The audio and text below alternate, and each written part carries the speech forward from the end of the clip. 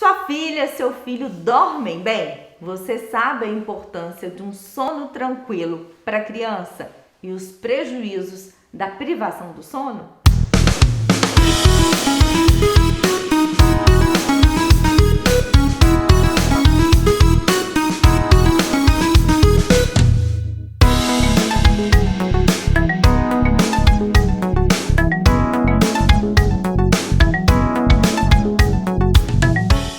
Então, para falar sobre o sono de qualidade, a importância dele para as crianças, para os pais, né? E as consequências das crianças não dormirem aquelas horas adequadas, né, para cada faixa etária. Estou aqui com o Dr. Fabiano Tebas, pediatra. Obrigada mais uma vez por receber a gente, doutor. Eu que agradeço, Vanessa. Agradeço você e todos os ouvintes do Zug. É um prazer falar, inclusive, esse assunto, né? Que é o sono. Literalmente, ele tira o sono das mães quando o filho não dorme bem, a mãe, consequentemente, não dorme bem também, né? Tem nenenzinho que às vezes até dorme bem, a mãe às vezes não dorme, porque vai vigiar o neném para ver se está respirando naquele início, né?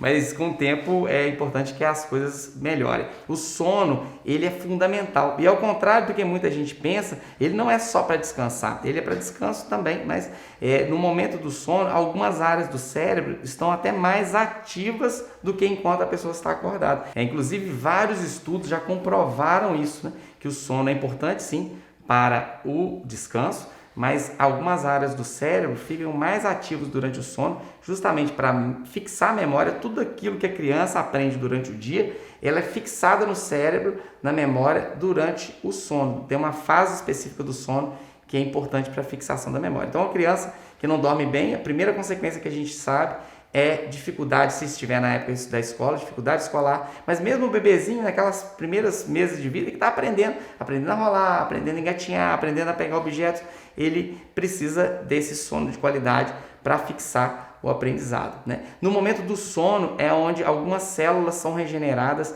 no momento do sono alguns hormônios são produzidos, alguns hormônios fundamentais, inclusive o hormônio do crescimento, ele é produzido durante as 24 horas, mas o pico de produção dele é durante o sono, naquele início da noite. Então é muito importante a criança dormir, inclusive para crescer, para melhorar o apetite. A criança que dorme mal, ela pode ter um prejuízo final, né? Quando chega por volta de 18 anos, 16 anos, que termina o crescimento, ele pode ter um prejuízo no crescimento, uma privação de sono crônico. E uma criança que dorme mal, ela fica mais irritada no dia seguinte ou fica mais agitada. Tem criança que é o contrário do adulto, né? O adulto, quando não dorme bem, fica mais cansado, sonolento. A criança pode ficar 10 vezes mais agitada no dia seguinte porque não dormiu bem à noite. Então, a privação do sono vai muito além do que simplesmente a criança ficar cansada. Prejuízos no desenvolvimento, prejuízos no aprendizado, principalmente nesses primeiros 3 anos de vida, que é o período de maior desenvolvimento cerebral, é onde as conexões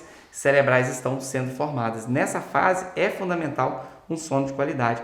Melhora da imunidade, o sistema imunológico está em formação nesses primeiros anos de vida. Então, um sono de qualidade melhora a imunidade. A gente atende muita criança que está adoecendo muito, basta melhorar a qualidade do sono, a criança melhora a imunidade. E muitas pesquisas comprovando a presença de obesidade aos 6 anos de idade em criança que tem privação de sono naquela primeira infância. E uma criança que é obesa aos 6 anos tem muito mais propensão a se tornar um adulto obeso. Ou seja, a gente melhorar o sono das crianças, a gente previne obesidade na idade adulta. E junto com a obesidade, vem doenças cardíacas, vem diabetes e outras doenças que aparecem associadas. Então, o sono vai muito além de simplesmente descansar. E sem contar para a mamãe, né? Porque se o bebê não dorme bem, a mãe não dorme bem, né? E para o adulto, principalmente para a mãe, ansiedade, aumenta estresse, né? Algumas pesquisas mostrando que a longo prazo aumenta risco até mesmo de divórcio no casal, porque vai desestabilizando emocionalmente a mãe, e a longo prazo também sintomas depressivos na mamãe e em toda a família. Então, ou seja, o sono que não é de qualidade, ele desestrutura todo o ambiente familiar, não só a própria criança, né? E essa questão do sono foi uma sugestão do próprio Dr. Fabiano Tebas, porque acredito eu, né, que seja uma demanda, um assunto recorrente aqui, uma preocupação dos pais, né, doutor? Então, assim, o que está pegando, né? Por que essas crianças não estão tendo um sono de qualidade e qual é a dica, então, para os pais conseguirem, né? Fazer com que as crianças durmam e eles também, para não ter esses episódios, esses problemas que o senhor relatou. Sim, pois é, ótima pergunta, né? Porque não adianta só de falar dos prejuízos que a privação de sono causa se a gente não fala uma solução para o problema, né? Realmente, as pesquisas mostram que 30 a 40% dos casais que vão às consultas pediátricas têm queixas de sono, né? Essas pesquisas não são depois do Covid, né? Depois do Covid piorou muito, porque são hábitos de vida moderna que têm contribuído para esse prejuízo no sono, né? E esses hábitos, que é o excesso de tela, falta de socialização, falta de atividade física, que já era um problema que já vinha acontecendo, né? Vinha aumentando.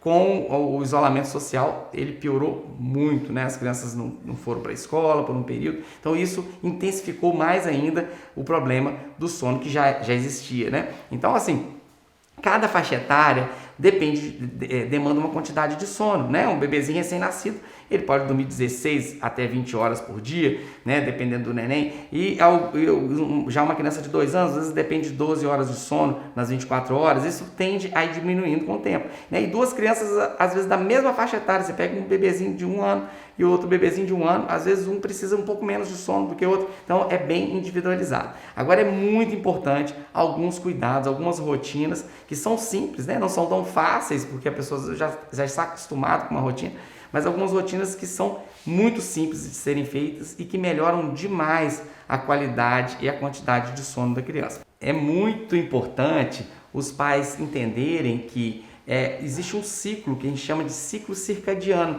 que é da produção da melatonina, né? Esse ciclo é um pouco mais complicado, mas resumindo ele, é melatonina e cortisol. Quando a gente está acordado, quando a gente acorda, o cortisol eleva e a melatonina diminui. Quando chega a hora de dormir, o cortisol diminui e a melatonina aumenta. Tem alguns fatores que a gente faz no dia a dia que podem propiciar o aumento dessa melatonina. Um deles é o simples fato de manter a noite escura. É o que não tem acontecido, né? Vai chegando 7, 8 horas da noite, que é um momento que está escurecendo, é um momento que normalmente o nosso organismo já começaria a produzir a melatonina, mas aí as luzes ligadas, a televisão ligada, o videogame, né, e tal, e a tela, já está comprovado que a tela atrapalha e muito a produção da melatonina. Então o ideal é 2 horas antes da hora de dormir não ligar a tela, ou seja, se a criança vai dormir 8 da noite, se você quer que seu filho durma 8, vai dormir às 20 horas, depois das 18 não ter tela, isso é fundamental. O ideal é não ter tela hora nenhuma do dia, uma criança menor do que 2 anos, isso é recomendação da Sociedade Brasileira de Pediatria, mas se por acaso os pais deixam, tem que ser num horário diferente desse horário que antecede a hora de dormir. Então, depois das 18, 19, manter uma rotina de tranquilidade, além da tela, além de evitar a tela, evitar brincadeiras muito agitadas, né? Que tem criança que é mais agitada, que a própria criança corre, pula, sobe no sofá, faz o sofá de pula-pula, então isso agita, né? E aí eleva o cortisol, né? Eleva as endorfinas e acaba a criança não conseguindo pegar no sono. Criar algo que a gente chama de ritual pré-sono. O que é o ritual pré-sono? São coisas que todo dia a mãe ou o pai faz naquele momento que antecede a hora de dormir, 1 hora, meia hora antes, que é além de diminuir, além de evitar a tela que eu já citei, diminuir a luminosidade do ambiente, ler um livrinho para a criança, fazer um lanche, dependendo da idade, dar o leite, né, seja do peito, seja mamadeira, dependendo da idade, fazer um lanchinho, dar um banho ajuda muito a relaxar, e lembrando mais uma vez, que dar banho não faz ninguém gripar, tá? Mesmo na época de frio, pode dar o banho. Então, dar um banhozinho, entrar pro quarto, escurecer o quarto, ler um livrinho, contar uma historinha, ler um livro para a criança, aumenta o sono, porque a criança relaxa, tranquiliza e aumenta a produção de melatonina, né?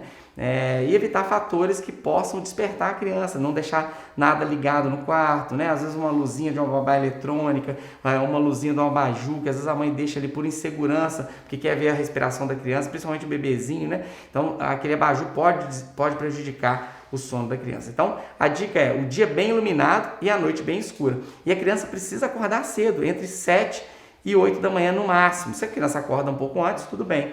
E precisa dormir cedo, entre 7 e 8 da noite, no máximo 9. Isso estudos comprovando que a criança que dorme depois das 9 da noite, ao contrário do que muita gente pensa, crianças que dormem depois das 9 da noite, elas têm um sono mais incomodado. A criança acorda mais vezes à noite e a criança tem um tempo total de sono reduzido. Então a criança precisa dormir cedo e acordar cedo, isso é fundamental. Obrigada então, doutor. Agora não tem mais porquê, né? Criança dormir mal, vai fazendo de pouco a pouco, né? Para conseguir chegar nesse ponto para todo mundo em casa dormir bem. Até porque essas dicas assim de tela, de iluminação, servem até pra gente adulto, Com né? certeza.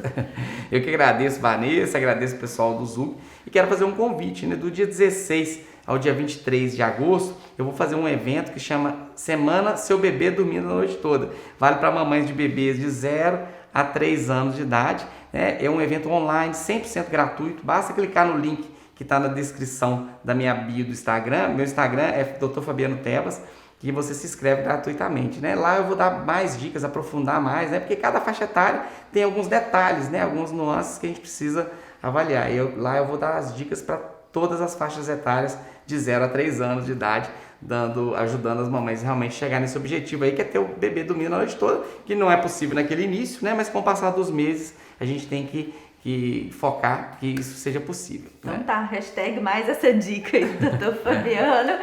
Siga o Zug nas redes sociais, se inscreva no nosso canal no YouTube. Zug Conteúdo o tempo todo.